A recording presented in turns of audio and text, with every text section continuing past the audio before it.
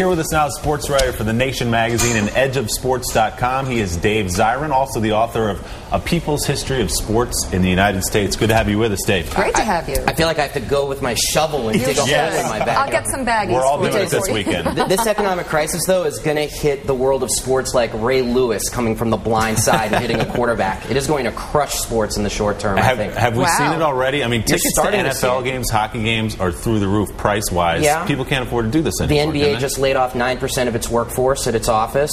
And if you think about what the economy of sports has been built on over the last 20 years, it's been built on the public financing of stadiums, seat licenses, as in season seats, that's usually goes through Wall Street and big companies, and also sweetheart cable deals. I mean, and these things are not going to survive in the coming period. I mean, if they don't have enough money to fix roads and bridges, people aren't going to abide a publicly financed stadium right now. If you look at the new Yankee Stadium, for example, $850 million. The seats in the lower bowl are not affordable to individuals. If you want to have season tickets down there, you just can't do it. It's supposed to be theoretically all corporate. But if you're a big company making cuts right now, $1 million for a season of 4 tickets doesn't really fit in the budget. Right, and if you look at the last great economic crisis in this country in the 1930s, sports actually played an essential role in just easing the national mind. But part of that was because you could trade in a couple of milk bottles and go to a game.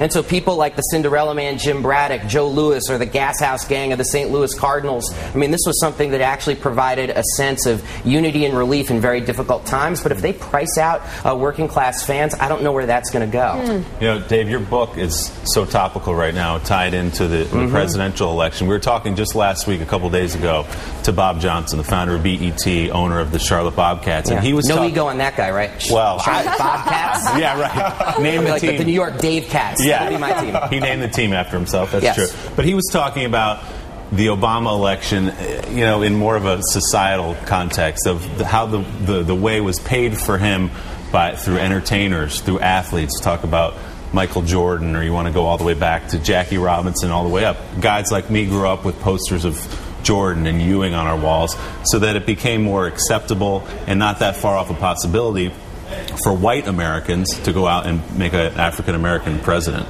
Well, it's interesting because I just actually wrote about this. Yeah. I do think it's a bit of a leap to say people like Michael Jordan and Tiger Woods paved the way for Barack Obama, because I do think there's a big difference between cheering for an African-American entertainer and accepting their political leadership. I mean, if that was true, this would have happened many decades ago. But I do think that the ground was laid by political athletes and by the tradition of political athletes. You mentioned Jackie Robinson. Of course, I would also put Muhammad Ali, because these folks were actually far less popular than we know when you actually were living in those times.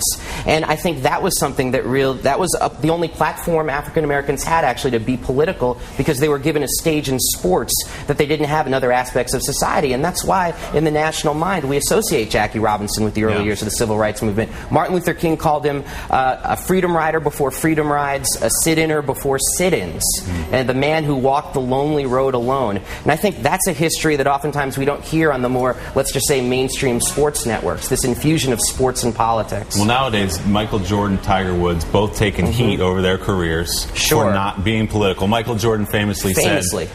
You give him the line. I get the line? Yeah, your line. Go ahead. 1996, would not stand up to Jesse Helms, senator of North Carolina, because he said Republicans buy sneakers too.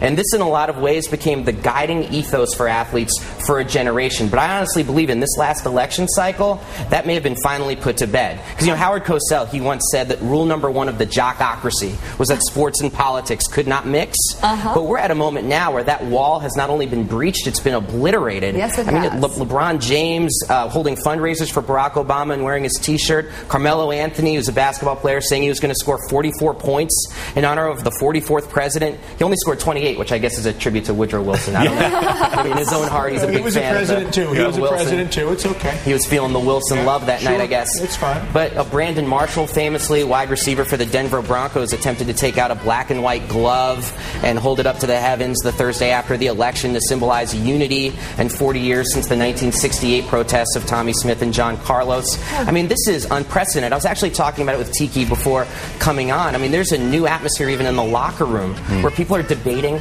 politics. Yeah. This is new. So when we talk about sports and politics, it's not Obama shooting hoops or Sarah Palin shooting small animals from a plane. I mean, it's real politics in the locker room, real athletes taking a stand. Fascinating. Cool. A fascinating book. Thank you, David Zirin. The book is A People's History of Sports in the United States. We'd love to have you back sometime. All right, that would be good. Thank you. Thank you so much.